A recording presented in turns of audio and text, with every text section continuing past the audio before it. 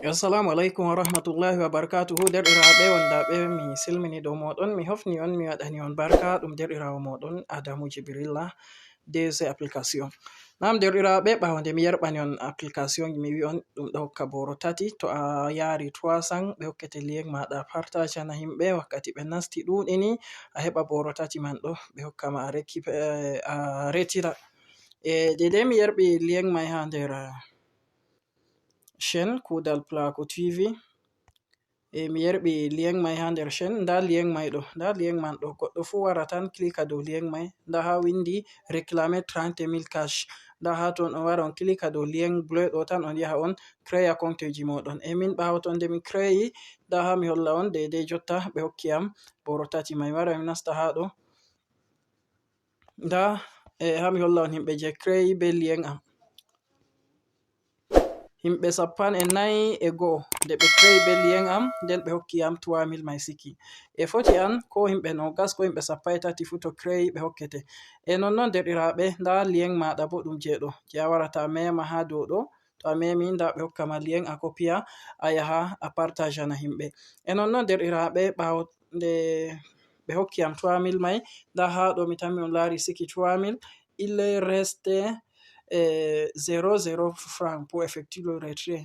Ɓe hollete daga fraiji ɗuɗɗini ɗo ɗusta, to himɓe ɗo creya ɗi ɗo ɗusta ha warta 00, nde ɓe hautanama 3,000 mai ha ɗo. Ha mi wara mi yi'a dow retrait ɗo mi fonda ittugo cede am. To mi waɗi banni on yi 3,000 joɗi, sai mi wara mi vurta mi dilla ha nder compte am, nda mi ɗon no mari 800 wurti 3,841 francs, sai mi wara mi yi'a dow retrait ha ɗo. To mi tappi dow retrait, nda ha ɗo mi waɗa cede mai je mi mari haje, mi waɗa 3,841.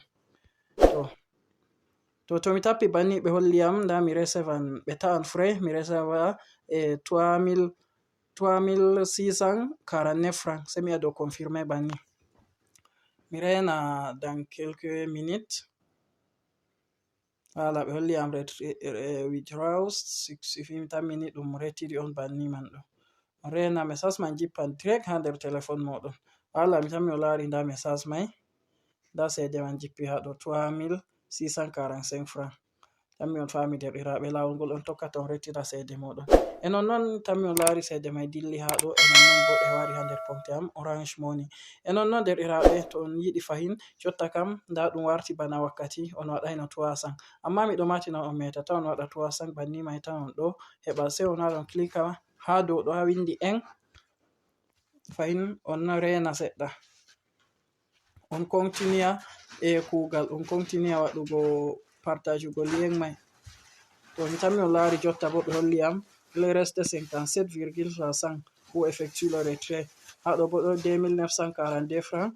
To himɓe to ɗo creya ɓe holla on kala creyoɗo fu ha ɗo ɓe ɗo ɗustana on franc ji mai ha to ɗi timmini on retira. Mi tammi on fami derɗiraaɓe, on yettama on yelanama khairu. Mo yiɗi creyugo fu, nda link mai ha ɗo, nda link mai ha nder chain ɗo, link mai ha ɗo. On yettama, wassalamu alaikum.